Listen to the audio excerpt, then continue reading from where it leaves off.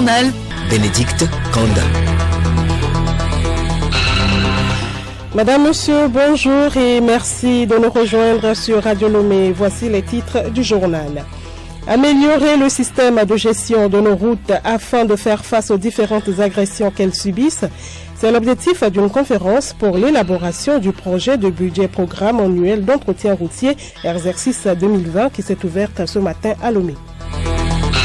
Xénophobie en Afrique du Sud, les pays africains réagissent et condamnent ces actes de violence contre les immigrés. Le pape François est arrivé hier au Mozambique, début d'une tournée qui le conduira ensuite à Madagascar et à l'île Maurice, un périple placé sous le signe de la lutte contre la pauvreté.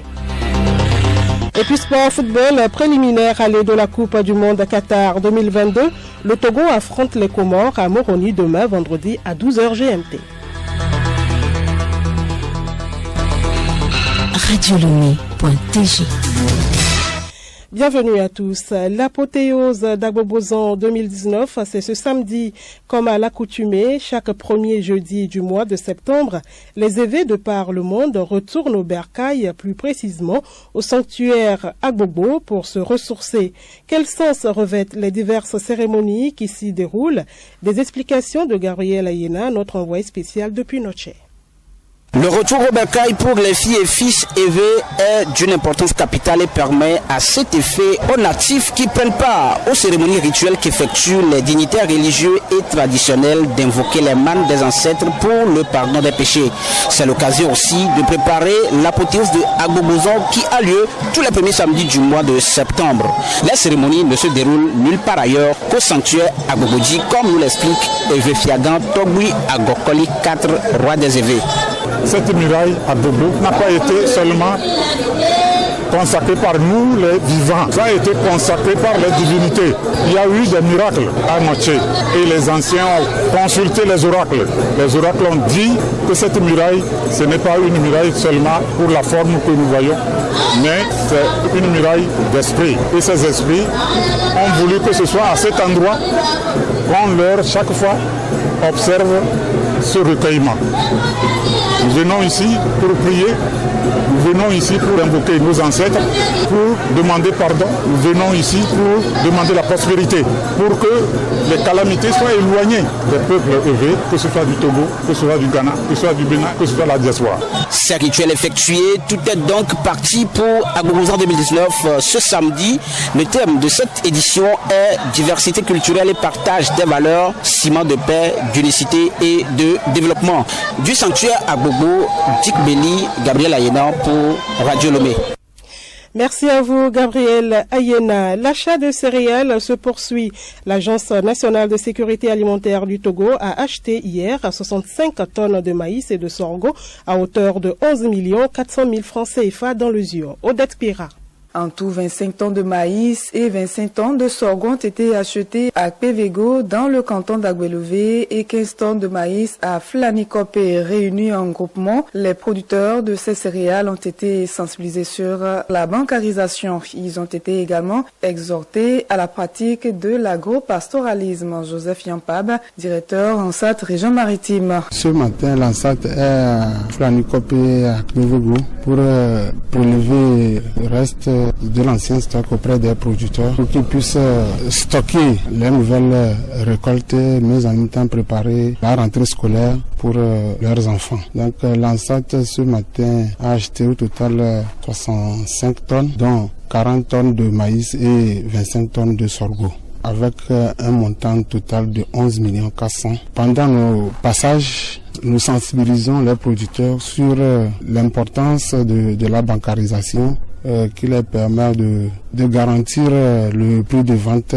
rémunérateur aux producteurs en soutenant le prix de vente à la production. Les producteurs disent soulagés par ces achats. Les magasins étant vidés, ceci permettra aux producteurs de stocker la nouvelle récolte. Nous remercions toujours le chef de l'État pour ce projet Et ce matin, nous sommes contents de recevoir encore Ansat qui est venu préparer la rentrée de nos enfants. Et aujourd'hui, nous avons 25 tonnes du maïs à livrer avec l'Ansat. Il y a aussi 25 tonnes du mil. Puis l'année dernière, l'Ansat est venu changer notre condition de vie. On a espéré beaucoup Ansat. Cette année, il est arrivé. Je suis content d'avoir Ansat ici à Flanokopé. Là-bas, l'Ansat, ce qu'on a constaté, c'est que les bonnes femmes qui arrivent, la tricherie est trop énorme. Donc, vous allez voir le bol qui est devant moi. C'est avec ça qu'ils utilisent pour 5 bols. Et la mesure bonne, la mesure même, ça fait 5, ça va faire 30 sacs. Ça fait 200 kilos. Mais ils prennent ça jusqu'à 6, ça fait 35, ils disent 200 kilos. Donc c'est quelque chose qui nous perd beaucoup. Odette Pira que nous allons retrouver dans le courant de cette édition pour le magazine agricole. La paix n'est pas un vain mot, c'est un comportement. 100 jeunes venus de la sous-région réfléchissent depuis ce matin sur leur rôle dans la promotion et la protection des droits de l'homme, la paix et la sécurité. C'est au cours d'un forum initié par l'organisation Action collective pour le développement intégral de l'enfance et de la jeune fille. Ce forum offre un cadre aux jeunes acteurs et victimes du terrorisme de s'engager en faveur de la paix. Édouard Sonon. Pendant 2 jours, les jeunes venus du Bénin, du Mali, de Guinée-Bissau et du Togo vont acquérir des connaissances en matière de la promotion de la paix et de la sécurité. Plusieurs communications vont meubler les assises. Il s'agit entre autres du rôle de la jeune fille dans le processus de prévention des violences et de consolidation de la paix, de la participation de la jeunesse d'Afrique de l'Ouest au processus de paix et de sécurité. Ces assises constituent également un moment de renforcement de capacités et de réseautage des jeunes pour une lutte efficace dans la promotion de la paix. La rencontre prend fin demain avec le manifeste de Lomé, un document sur les engagements et recommandations des jeunes en faveur de la paix. Édouard Sonon, merci à vous. Ouverture ce jeudi à Lomé de la conférence de programmation pour l'élaboration du projet de budget programme d'entretien routier exercice 2020. C'était au cours d'une cérémonie présidée par la ministre des Infrastructures et des Transports, Zoreyatou Tchakondo Kassatraoré. L'objectif de cette conférence est la collecte des données au titre de l'année 2018, mais aussi faire le budget 2020. Pendant 2 jours, les participants se pencheront sur la thématique de l'entretien du réseau routier national, gage de prospérité et de l'émergence de notre pays. Ama Nayadakina Alphonse, directeur général par intérim des travaux publics. Selon que vous passez d'une région à une autre, le coût de l'entretien routier n'est pas le même. La densité du réseau n'est pas la même, donc nous appliquerons en sorte une règle de 3 pour que, selon le poids de chaque région, les ressources adaptées, comme les 14 milliards là, soient affectées. 14 milliards, c'est une estimation. Il peut y avoir une augmentation. Pour le directeur général de la Société autonome de financement de l'entretien routier SAFER, Ouchancha Silva, le maintien en bon état de nos routes est une priorité et nécessite la participation de tous. Les prévisions établies pour 2019 étaient de 14 milliards, dont les engagements aujourd'hui sont à hauteur de 14 milliards. C'est les exécutions qui continuent, puisque nous faisons le décaissement que lorsque les travaux ont été réalisés et qu'un décompte nous a été présenté. Donc nous disons qu'on a reconduit les 14 milliards, mais en espérant que cette année, qu'il y ait une mobilisation un peu plus forte qui permette d'ajuster les choses à mi-parcours au cours de l'année 2020. Selon la ministre des Infrastructures et des Transports, notre réseau routier s'est agrandi et modernisé suivant les règles de l'art. Zoreyatou Tchakondo, ministre des Transports. Malgré les multiples efforts du gouvernement en matière d'aménagement, de bâtiments, de réhabilitation et de renforcement des infrastructures routières, l'état de praticabilité de nos routes reste encore à améliorer. Aujourd'hui, la Société autonome de financement de l'entretien routier, forme l'entretien routier de deuxième génération, ne fait que confirmer l'ambition du gouvernement à pérenniser le financement de l'entretien routier en vue d'insuffler un nouvel élan au processus de développement économique dans lequel il s'est engagé. Les travaux prennent fin demain. Le salon Ferrin se tiendra du 10 au 11 octobre prochain à Lomé. Il s'agit d'une rencontre des opérateurs économiques et des jeunes entrepreneurs. En prélude à cet événement, une séance d'information apportée hier sur le concept du salon Ferrin et ses objectifs. Un accent a été mis sur les opportunités qu'offre ce salon. Danko Bielo, présidente de l'association Terreau Fertile, initiatrice de ce salon. Le salon Férine, une plateforme qu'on veut au fait mettre en place pour permettre un cadre d'échange, un cadre de partage, un cadre de réflexion, un cadre également d'innovation à tous les acteurs partenaires du développement, à tous les acteurs économiques, afin qu'ils puissent trouver dans ce salon tous les éléments et trouver toute matière qui pourra permettre d'impulser une certaine dynamique à l'économie et à la croissance économique au Togo. C'est de faire du Togo un hub d'investissement par excellence et je pense que tout un chacun d'entre nous, nous avons notre responsabilité et notre rôle à jouer là-dedans. Le journal Bénédicte Kanda. Hors de nos frontières en Afrique du Sud, après 3 jours d'émeutes xénophobes qui ont fait au moins 7 morts et des centaines de commerces pillés, voire incendiés, les pays africains réagissent. Hortense Djoua.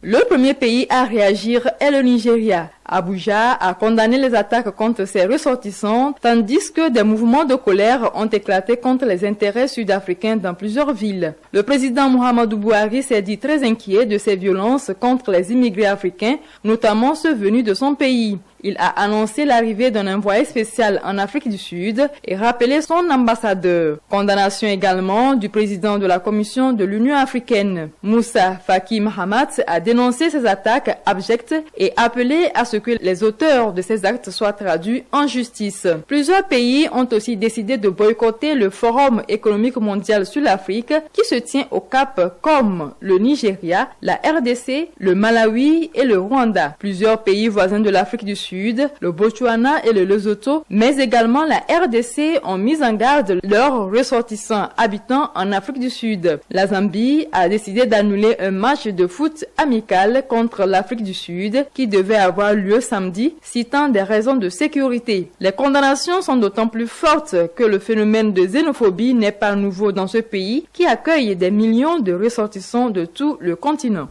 Hortense Djoua. Le pape François a entamé un périple de 6 jours dans l'océan Indien.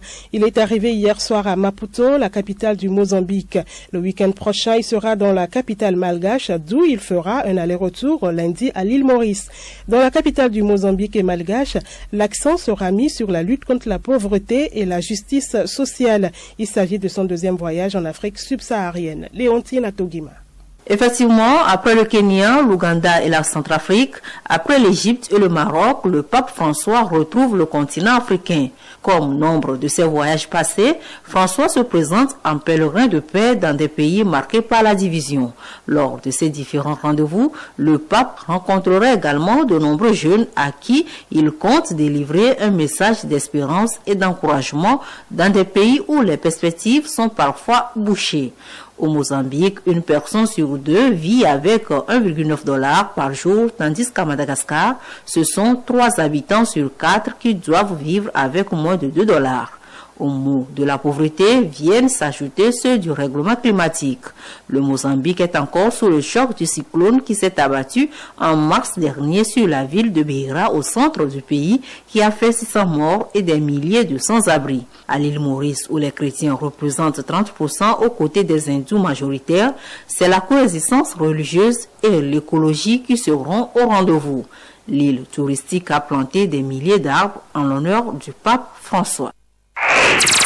Écoutez Radio Lomé sur le web sur le www.radiolomé.tg. Magazine agricole à présent, la peste porcine africaine sévit actuellement dans la région maritime où plus de 500 porcs ont été abattus. Pour limiter les dégâts, les éleveurs ont été instruits sur les mesures de biosécurité. Odette Pira. L'absence de mesures de biosécurité expose les élevages, la volaille et le bétail aux maladies animales. Emmanuel Bancolé, vétérinaire épidémiologiste à la direction de l'élevage. Il faut éviter que les animaux divaguent. Il faut un habitat pour les animaux et les garder dans ces habitats. Parce que quand vous laissez vos animaux se promener, manger n'importe quoi, aller en contact avec d'autres porcs qui sont peut-être infectés et manger des aliments au niveau des poubelles, des animaux qui sont peut-être infectés, ces animaux-là vont prendre la maladie. Donc il faut sécuriser ces animaux, les garder en claustration pour qu'ils n'aillent pas prendre la maladie ailleurs et venir maintenant à la maison et contaminer tout le cheptel que vous avez chez vous. En plus de cela, il y a des éleveurs qui introduisent de nouveaux animaux dans leur élevage. Il y a d'autres cas aussi, c'est les eaux grasses, c'est ce qui est plus fréquent. Les gens vont au niveau des restaurants et ils prennent le reste d'aliments et ils viennent nourrir le porc avec. Et c'est très dangereux parce que dans ces aliments peuvent être souillés et contenir le virus. Autre mesure de biosécurité pour éviter la peste porcine africaine. Il faut surveiller les entrées dans les élevages. Pas n'importe qui doit rentrer dans votre élevage.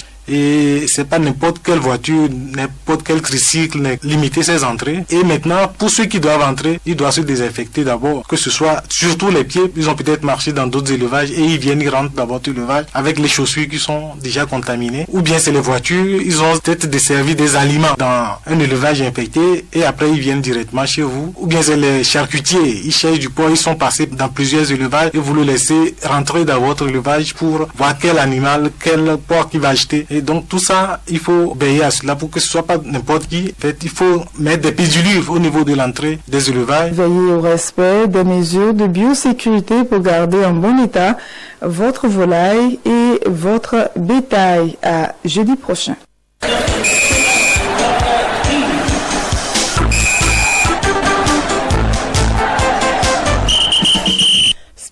Pour terminer, football, le Togo joue les Comores demain vendredi à Moroni. Ceci dans le cadre des préliminaires allées de la Coupe du Monde Qatar 2022. Pendant ce temps, la sélection nationale féminine se prépare pour les futures compétitions. Azonko Sename.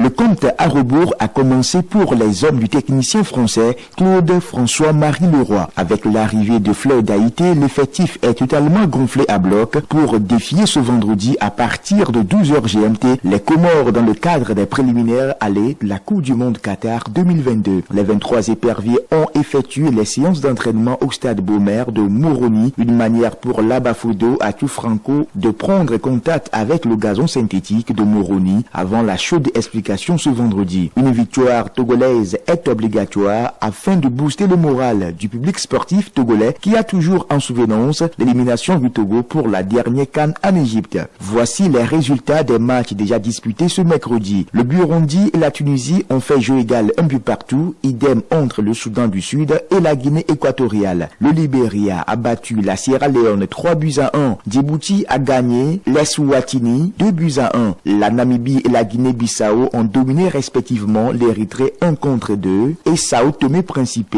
0-1. C'est sur ce même score que le Mozambique a triomphé de Maurice. À l'issue de ce tour préliminaire, les pays qualifiés rejoindront les 26 équipes exemptées de ce début des éliminatoires. En page nationale, retenez qu'après sa participation à la dernière Coupe de l'UFOA B-Dames en Côte d'Ivoire, où elle est sortie au premier tour, la sélection nationale féminine du Togo reprend le chemin des pelouses après la trêve internationale. Ainsi, 25 joueuses ont été convoquées pour un regroupement de 4 jours à compter de ce jeudi au stade de la JCA à Agoué pour permettre aux joueuses de se mettre en jambes avant les futures échéances. Toujours en national, c'est ce samedi sous les coups de 15h que se joue la finale du tournoi des retrouvailles et trophées d'Evegozan édition 2019 sur le terrain de l'EPP d'Evego entre l'ASJA et Rondes. Tous à Devego pour suivre cette explication alléchante et surtout pour rendre un hommage digne de ce nom à notre confrère James Kounake de Canal FM, rappelé à Dieu la semaine dernière. Un mot sur le mondial de basketball Chine 2019 pour finir. Les représentants africains à cette phase finale, notamment l'Angola, le Nigeria, la Tunisie, le Sénégal et la Côte d'Ivoire, ont été tous éliminés au premier tour de la compétition.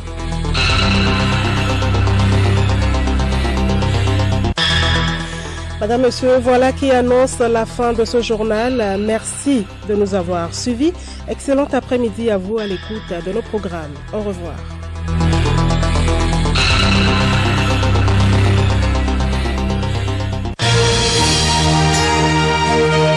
Radio Lomé, boîte postale 434, email radiolomé@radiolomé.tg. radiolomé.tg